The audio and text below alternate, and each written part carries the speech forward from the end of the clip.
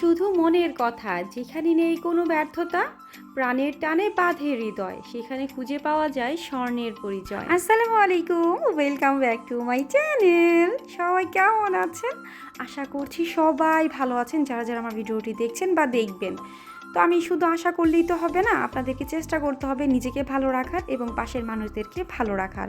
আর আমিও আল্লাহর রহমতে এবং আপনাদের সকলের অনেক ভালোবাসায় এবং দোয়ায় আলহামদুলিল্লাহ পরিবার নিয়ে অনেক ভালো আছি। আপনারা সবাই হয়তো এখন চিন্তা করছেন যে আমি এরকম হয়ে গেলাম কীভাবে। ঠিক আছে, অনেকে বোধহয় এটাও চিন্তা করছেন যে আমি অতিরিক্ত নিজের যত্ন নিতে নিতে মনে হয় এরকম হয়ে গেছি। তবে বিষয়টা এরকম না। এই যে আপনারা যে মুরগিগুলো দেখছেন, মুরগিগুলো কেমন লাগছে আগে সেগুলো বলবেন। প্রথম যে সাদাটা দেখেছেন সেটা হচ্ছে সেটার নাম হচ্ছে আমেরিকান সিল্কি। আর এই যে ব্রাউন কালার যেটা দেখছেন এটার নাম কি, এটা আমি আসলে আমার ভাইয়ার কাছ থেকে জেনে তারপরে বলবো। এইগুলো হচ্ছে সবই আমার ভাইয়ার বাচ্চা। আমার ভাইয়ার বাচ্চা কাচ্চা কিন্তু হিউজ পরিমাণ, কিন্তু এখানে খুবই অল্প পরিমাণ কিছু বাচ্চা কাচ্চা দেখাচ্ছি। তো বাংলাদেশের জনসংখ্যা খুবই খারাপ, ওকে রীতিমতো সবসময় বলতে থাকি ভাইয়া আর বেবি নিস না, আর বেবি নিস না, আর বেবি নিস না, কিন্তু সে তো আমার কোনো কথাই শুনবে না। সে তো বাচ্চা জন্ম দিতে দিতে এই বাংলাদেশটাকে কী বানায় ফেলবে আল্লাহই জানে। তো যাই হোক, এগুলো হচ্ছে তারই বাচ্চা কাচ্চা। আর এইগুলাকে দেখেন কি কিউট লাগে, এগুলো তো পায়ের মধ্যে মনে হয় যে এতগুলো লোম, মাশাল্লাহ। তো কি বলবো আর আর এই যে দেখেন, এইগুলা হচ্ছে লেয়ার মুরগি তো আমরা সবাই মোটামুটি সবাই চিনি। আমার ভাইয়ার কাছে কিন্তু অনেক জাতের মুরগি আছে, এখানে খুবই অল্প সংখ্যক দেখানো হয়ে গেছে হচ্ছে। তো যাই হোক, এই যে গেটটা দেখতেছেন, এই গেটের পিছনে কিন্তু ভাইয়ার 3 তলার উপর একটা ছাদ। আমাদের কিন্তু 2টা ছাদ, একটা হচ্ছে 3 তলার উপরে, একটা হচ্ছে 8 তলার উপরে।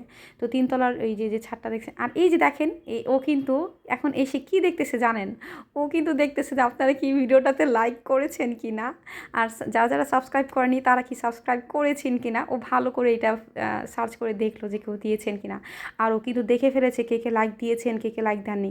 তো যারা যারা লাইক দেননি প্লিজ একটু টুপুস করে এখনই একটু লাইক দিয়ে দেন, তা না হলে কিন্তু ওই যে ওর ভাঙা ঠোঁট দিয়ে কিন্তু ওর যা করার করে ফেলবে আপনাদেরকে, ঠিক আছে। আর এই যে এইগুলো হচ্ছে কোয়েল পাখি, টুক টুক টুক টুক করে হাঁটছে, এদেরকে দেখলে তো মনটা চায় ধরে একটা চিপ দিয়ে মেরেই ফেলি।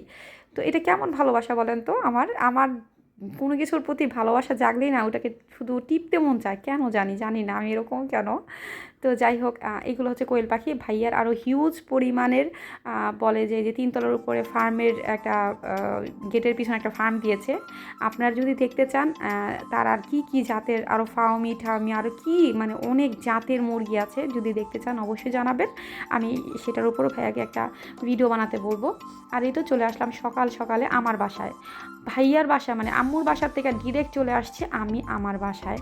কীভাবে পসিবল বলেন তো? জাদু করে জাদুর কড়াটা নড়েই আমি চলে এসেছি।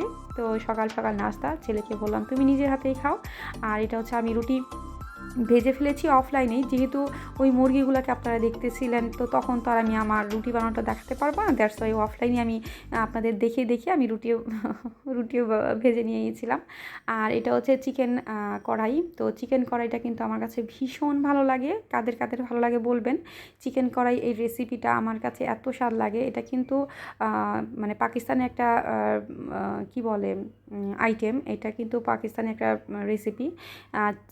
টোটাল চিকেনটাকে আগে কড়াইতে দিয়ে ভেজে এটার মধ্যে সব মশলা একটা একটা করে দিতে হবে। চিকেন উঠানো যাবে না কড়াই থেকে। এই তেলের মধ্যে চিকেনটাকে রেখেই টমেটো থেকে নিয়ে শুরু করে সব ধরনের মশলাপাতি, আর এটার কিছু স্পেশাল কিছু মশলা আছে। তো এটা তো আমি করি না, এটা রেস্টুরেন্ট থেকে করা। তো যাই হোক, কোনো একটা সময় হয়তো বা বাসায় রান্না করলে আমি রেসিপিটা দিয়ে দেবো। এটা আমার কাছে দারুণ লাগে। আর এই তো মেয়ে আমার কাছে আমার হাতে খাবে, এর জন্য বাবা তাকে আমার সামনে দিয়ে গেল। তো সে তো ভীষণ খুশি। আর এই যে আমি একটু জুম করে দেখাচ্ছিলাম যে দেখেন আমি প্রত্যেক লোকমায় একটা করে কাঁচামরিচ নিই। আমি আসলে কাঁচামরিচ ভীষণ পছন্দ করি। এই যে দেখেন কাঁচামরিচ, তো আমি প্রত্যেক লোকমায় কাঁচামরিচ, এবং আমি এতটা চিলি লাভার আপনাদের বুঝাতে পারবো না, কারণ এত পরিমাণ মরিচ খাই আমি, এক এক লোকমায় একটা করে মরিচ খাই। তো এর জন্য আমার হাজব্যান্ড রীতিমতো শুকনো মরিচ আনাই বন্ধ করে দিয়েছে। আর যদিও আমার শুকনো মরিচে কোনো প্রবলেম হয় না, তারপর সে বন্ধ করে দিয়েছে, কারণ সে খেতে পারে না, তো তার লোভ লাগে। আমার মরিচ খাওয়া দেখলে তার লোভ লাগে, সে সহ্য করতে পারে না, সে খেতে পারে না, দ্যাটস ওয়াই সে বন্ধ করে দিয়েছে।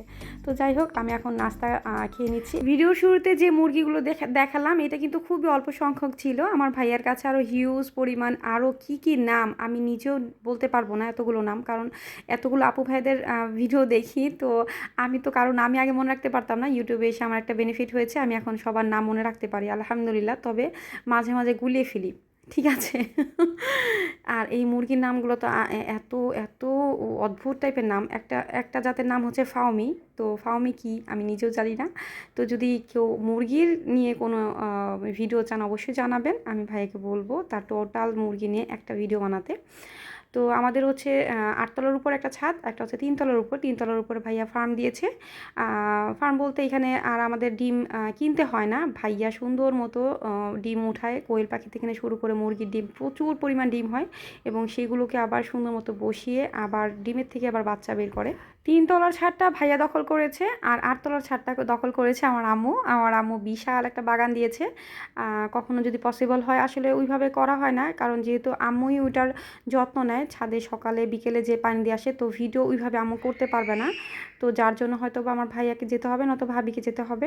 তো কোনো একটা সময় ওই ছাদের ভিডিও দেবো। সেই ছাদের মধ্যে এমন কোনো কিছু নাই যে আমার আম্মুর হাতে নাই।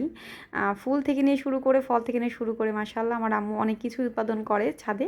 আর আমার ভাইয়া উৎপাদন করে সন্তান। এই যে আপনারা মুরগিগুলো দেখছেন, ওরে যে এত করে বলতেছি যে বাংলাদেশের অবস্থা খারাপ ভাইয়া, প্লিজ দয়া করে আর বাচ্চা জন্ম দিস না। তো কি করব আর, তার ব্যাপার আর কি বলবো। আমরা এক ভাই এক বোন, আমরা হচ্ছি পিঠাপিঠি যেটা বলে, আমরা সবসময় লাগালাগি করি। তো 2 বছরের বড় ও আমার, কিন্তু আসলে কি বলবো আর, দুজনের সঙ্গে লাগালাগি করতে খুবই ভালো লাগে। আসলে ভাই বোনের সম্পর্কটা এতটা মধুর, আপনি দেখবেন ঝগড়ার মধ্যে একটা মজা আছে অন্যরকম। আবার দেখবেন ভালোবাসার মধ্যে অন্যরকম একটা মানে ফিলিংস আছে, যেগুলো আসলে সবাই ফিল করে কিনা আমি জানি না। আমি ভীষণ ফিল করি, আমাদের ভালোবাসা আমাদের টান এটাও ফিল করি। আর যখন আমরা দুজনের সঙ্গে লাগালাগি করতাম ছোটোবেলায়, সেটা তো অন্যরকম ছিল। আমি কোনো কিছু না করেই মার খাইতাম, কারণ ওকে মার দেওয়া হলে আমার হাসি পাইতো। তো কী আর বলবো, ছেলে মানুষ একটু ছোটোবেলায় একটু মার বেশিই খায়, আর আমার আব্বু তো মারলে মানে সেরকমই মারতো। আর এই যে ভাতের কথা বলেছিলাম, এই যে দেখেন আমি কিন্তু ভাত, আমি এখানে কিন্তু গ্যাস আপ ডাউন হয়, তো গ্যাস যখনই বেড়ে যায় তখনই ভাত উপচে পড়ার একটা আশঙ্কা থাকে। তো এর জন্য আর কি খুন্তি দিয়ে রাখি। আর এটা হচ্ছে রাতের বেলা, ডিরেক্ট রাতে চলে আসছি। মাঝখানে কিন্তু দুপুরবেলা পাঙ্গাস মাছ দিয়ে বেগুন দিয়ে আলু দিয়ে রান্না করেছিলাম। ওরা যেহেতু সবজি খায় না, তো ওদের ছিল মুরগির মাংস ওদের জন্য। আর আমি হচ্ছি পাঙ্গাস মাছ দিয়ে বেগুন আলুর তরকারি রান্না করেছিলাম, সেটা দিয়ে ভাত খেয়েছি। আর আমি রাত্রে অলরেডি ভাত খেয়ে ফেলেছি, এখন ওরা বলছে যে পরোটা খাবে। তো ওদের জন্য যে পরোটা রাত্রে বানিয়ে তারপরে খাওয়াচ্ছি। আমার কিন্তু শরীরটা তখন মন চাচ্ছে না যে আমি পরোটা বানাই, তারপর বানিয়েছি, কারণ ওরা বলছে যে আমার ভাত খেতে ভালো লাগছে না, দুজনই বলল। তো সন্তানের জন্য কিন্তু মার এনার্জি কীভাবে যেন আল্লাহর প্রদত্ত, মানে আল্লাহ কীভাবে যে পাঠিয়ে দেয় শক্তি জানি না। আমি আসলে ওরা যদি না বলতো, অন্য কেউ বললে মনে আমি এই সময়টা যেতামই না। এতটাই মনে হচ্ছিলো যে আমি বেডে থাকি, আর বেডে বসে বসে আপুদের ভিডিও দেখছিলাম। আর বিশ্বাস করেন, আপনাদের ভিডিও দেখতে আমার এত ভালো লাগে। মাঝে মাঝে হয়তো বা ফুল কোনো কমেন্ট করতে পারি না, কিন্তু ভিডিও দেখে খুবই মজা পাই। এক একজনের এটা তো হাসতে হাসতে অবস্থাই খারাপ হয়ে যায়। কিছু কিছু আপুদের কথা শুনলে আমার এত হাসি পায়, আমি হাসি আটকাতে পারি না। তো এই তো তাদের পরোটা ভেজে দিয়েছি, আর এই যে মুরগির মাংস ভুনা ছিল, তো ওইটা দিয়ে ওদেরকে আমি রাত্রে খাবার খাইয়ে দেবো। তো ওদেরকে দেওয়ার আগে সবসময় আমি যেটা করি, আমি এক লোকমা আগে নিজে খাই। এটা আমি সব সময় করি। বাচ্চাদের দেওয়ার আগে একটা লোকমা আমি নিজে খাই। এটা কেন খাই আমি জানি না, আমার হয়তো বা মনের কোনো একটা ভ্রান্ত ধারণা হতে পারে, কিন্তু আমি আগে খাই। শুধু এটা না, ওষুধ থেকে নিয়ে শুরু করে যে কোনো জিনিস ওদের দেওয়ার আগে একটা জিনিস, মানে একটা লোকমা আমার ট্রাই করতে হবে। রাতে চলে আসলাম, ওর বাবা প্রায় রাত্রে আসছে 12:30টার দিকে। তো আসার সময় কাবাব, তারপরে এখানে হচ্ছে হাঁসের মাংস, আর এটা হচ্ছে মিওনেস মেবি, হ্যাঁ মিওনেস। আর এইখানে হচ্ছে কাবাব নিয়ে আসছিলো, আর নান রুটি নিয়ে আসছিলো। তো রাত্রে তো আমরা অলরেডি খেয়েই ফেলেছিলাম, তো এটা সকালবেলা নাস্তা করবো, এর জন্য রেখে দিয়েছি। সকলের উদ্দেশ্যে একটা কথা বলতে চাচ্ছি, যারা যারা আমার ভিডিওতে এখনও লাইক দেন নাই, প্লিজ একটু কষ্ট করে লাইক দিয়ে দেন। আপনি লাইক দিলে আপনার কোনো ক্ষতি হবে না, একটা লাইক দিয়ে দেন। আপনার একটা লাইক আমার জন্য অনেক মূল্যবান। এবং যারা যারা আমার চ্যানেলটিকে সাবস্ক্রাইব করেনি, কষ্ট করে সাবস্ক্রাইব করে দেন যদি আমার পাশে থাকতে চান। তো তো এই তো সকালবেলা, ডিরেক্ট সকালবেলা চলে আসছি। কীভাবে যেন আমি উড়ে উড়ে একটা সিচুয়েশন থেকে আরেকটা সিচুয়েশনে চলে আসছি। আজকের ভিডিওটা একটু অদ্ভুতই হচ্ছে, রান্নাবান্না ওরকম দেখাতে ইচ্ছা করে না, কারণ আমি যা রান্না করি মোটামুটি সব আপুরা সেমই রান্না করে। অদ্ভুত কোনো কিছু রান্না করলে অবশ্যই সেটা শেয়ার করবো বা করি। আর এই তো সকালবেলা নান রুটি দিয়ে, এটা হচ্ছে হাঁসের মাংস ভুনা খাচ্ছিলাম। কাবাব দিয়ে খেতে ইচ্ছা করেনি, যেহেতু নান রুটিটা এভাবে শুকনা, আবার কোনো গ্রেভি নাই। তো যাই হোক, এখন হাঁসের মাংস দিয়ে নানুটি খাচ্ছে। জীবনে যে কোনো পরিস্থিতিতে যেমনই থাকেন না কেন, সবসময় হাসি খুশি থাকার চেষ্টা করবেন। এই হাসি খুশিতে আমাদের ব্রেনে এক ধরনের হরমোন তৈরি করে, যেটা কিনা আমাদের ডিপ্রেশন, আমাদের হতাশা থেকে আমাদের রক্ষা করে। তো অবশ্যই হাসি খুশি থাকবেন, ভালো থাকবেন, সুস্থ থাকবেন। আর 5 ওয়াক্ত সালাত পড়তে তো অবশ্যই ভুলবো না আমরা যারা মুসলমান আছি। আসসালামু আলাইকুম।